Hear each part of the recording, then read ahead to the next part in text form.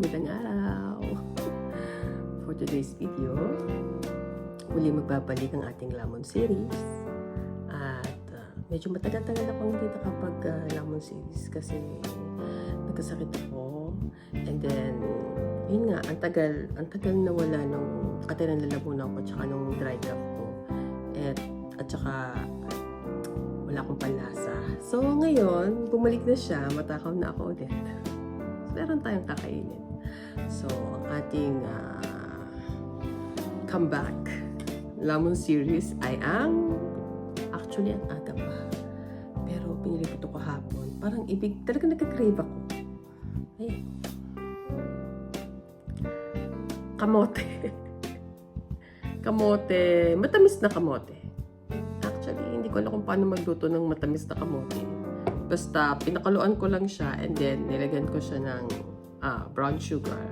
And voila, ito na. Usually kasi pag kamote, ginagawa ko, pinapakuluan ko lang yung may balat. Kaso, minsan kasi yung mga kamote dito, hindi siya masarap.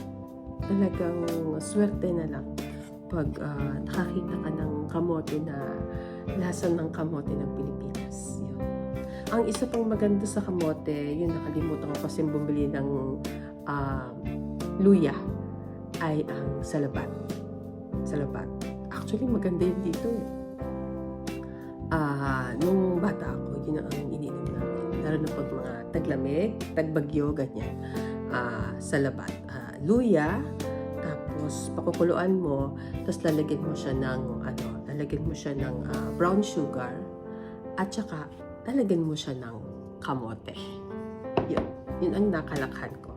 So, ano pa? Huwag na tayong magpaligoy-ligoy pa. Alam mo, malambot itong aking kamote. Umpisahan na natin. Ayan. Okay. Kain kayo. Let's dig in. Ay, masarap siya. Ang tamis. Ang dami ko na agad sugar, kaya aga-aga pa. Ay, kagabi, after namin mag-grocery, nag-request pa ang asawa ko ng yung bang seafood sa dampa. Yung budol fish. So, pinakain niya talaga ako. Wala na akong choice. Mainit. Malambot na yung kamote. Naparami kasi tubig ko. Pero masarap siya.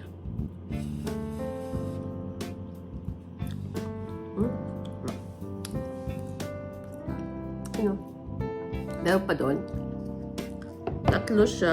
tatlong kaganyan na kamote. May tira pa doon para mamaya. Para hindi ko naman mauubos yung dami. Tapos, as usual, ang aking kape. Anong oras na ba? 8:30. Actually, napaaga. Maaga. Parang wala akong fasting. Kasi kumain ako kagabi. Tapos, ayan, ang aga ko na. Kung sa inyo, basta kumain ako sa gabi, gutom ako kinabukasan. Nagka-crave agad ako. Ayan, wala akong magawa. Kaya mas gusto ko yung hindi ko makain. Hindi ako nagugutom. Kakain lang talaga ako pag, alam mo yung bored na ako, na wala na akong ibang magawa.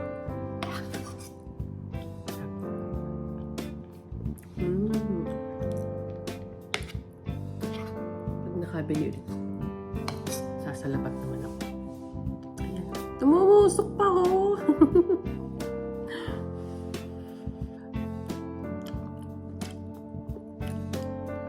Tapos, may mga nakapila ako na mumukbangin. Pero secret ako. Hindi ko alam kung mamaya ako ba siya mumukbangin o bahala na. Tapos nakabilo ulit ako ng paborito kong chichirya. Actually, mumukbangin ko rin yan. Hindi ko lang maisipan kung anong oras ko siya gagawin. Kasi, ibang panulak nun eh. Mga pinagbabawal ang panulak mo. Eh, hindi ako po pwede kasi kung susundo ako mamaya, delikado.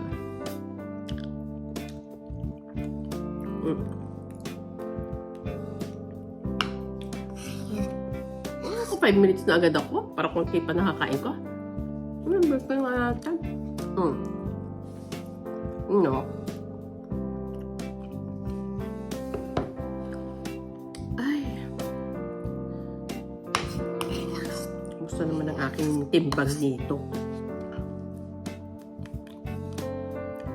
Mukhang tataas na naman timbang ko. Aga-aga naka-sugar ako. Kamote pa talaga. Pero kahapon kasi nag-grocery ako. Nakita ko siya. Sabi ko, uy, maganda yung kamote. Ay, minsan ka lang makakakita ng magandang kamote dito. Minsan, bibili ka, kay laki-laki. Pati mo sa bahay, pag niluto mo, wala lasa. Sayang. Kaya ito, nakita ko, maganda na yung binalatan ko siya. Yung parang, ang tawag ito, makulay. Yung parang gano'n.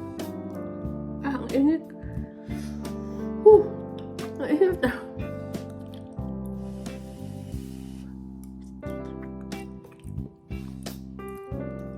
Ang gusto ko din, yung bilo-bilo, kamote, sagi, tangka, tapos yung bilog-bilog.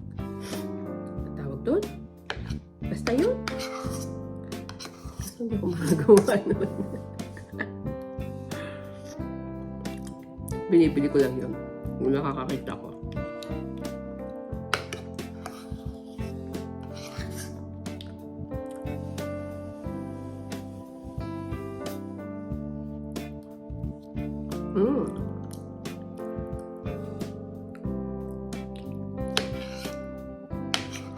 Tamis. Sanay.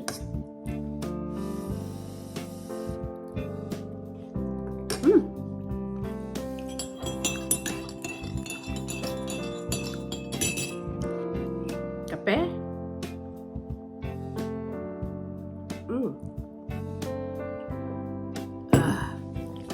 Kain ulit.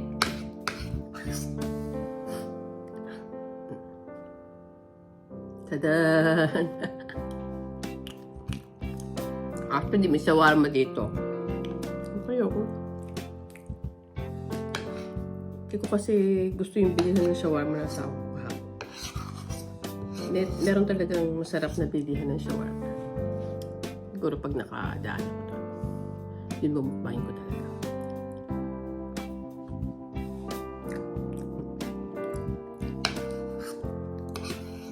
Kasi iba ang shawarma sa Pilipinas. Shawarma nyo kasi may ano. Pag nilalagay nyo sa shawarma nyo, sa Turks, cheese, parang ganon. Walang ganon dito. Kaya pinatatawa na namin yung mga shawarma nyo sa Pilipinas. Hindi ganon na shawarma. Oh! Ano ka?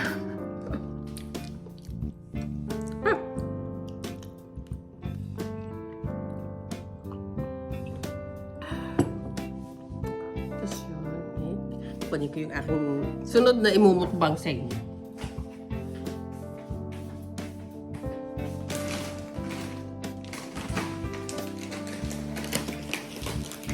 Hindi ko na isi-secret. Tada! Ayan, Cheetos cheddar jalapeno. Tsaka ito, ang napakasarap na salad chips. Favorite ko to. Favorite ko to. Ano ko, pag nakita niya to, mawawala na to. Kaya, tatlo na yung binili ko para kanya isa. Siguro mamaya. Hindi ko alam kung makapag-live ako. I-search kami mamaya. Bahala na. Kung may isingit ko pa siya.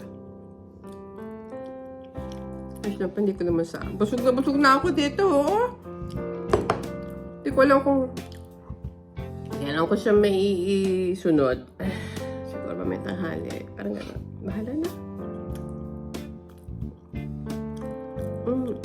Lampot na nung ano? Kamote. Ang sarap niya. Gusto ko ng kamote. Ito yung mga pagkain talaga na nakalakhan ko ng bata ko. Kamote, saging. Ano pa ba? Kasi nakatira kami sa lolo ko. Kaya masasarap yung magluto.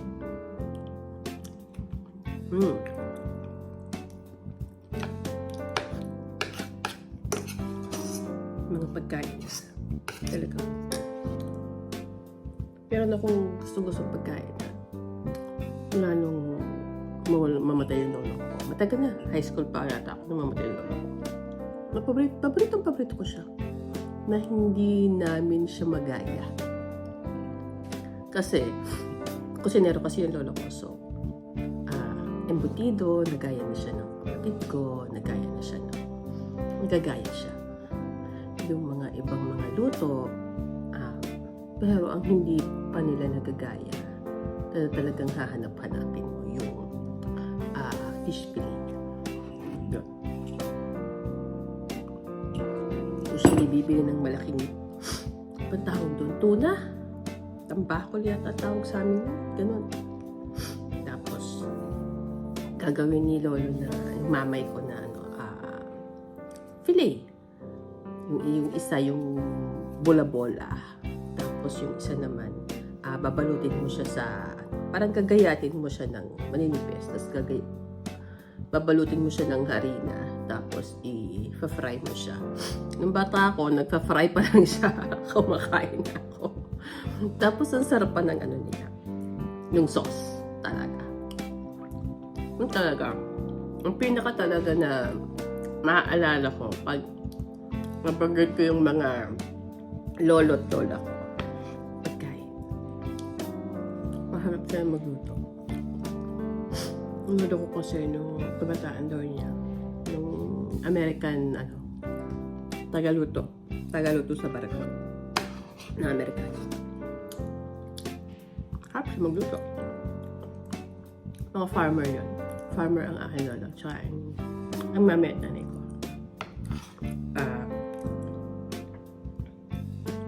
Tagal na patay yung mamay ko. Pero nakapag 50 years pa siya bago siya patay. Tapos yung nanay ko, yung lola ko, ito lang, I think, 5 years. Or that, 2017 yata siya nawala. Parang ganun. Napakasarap niya magluto.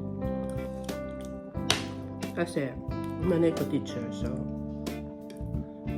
nung una, nung hindi ka pa talaga item sa isang lugar kung saan ka lumilipat. So, minsan, lingguhan uuwi ang nanay ko. So, hindi na kayo malatan ang gaalaga sa amin, nanay ko. Kaya, hindi ko na masisisi kung bakit matakaw ako. Kasi, nung bata kami, busog na busog kami. Kahit yung mga, alam mo, mga simpleng pagkain lang. Pero, ang sarap.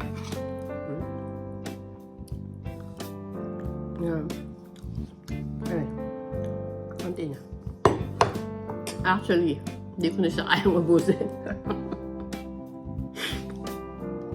Hindi ako sanay sa matamis.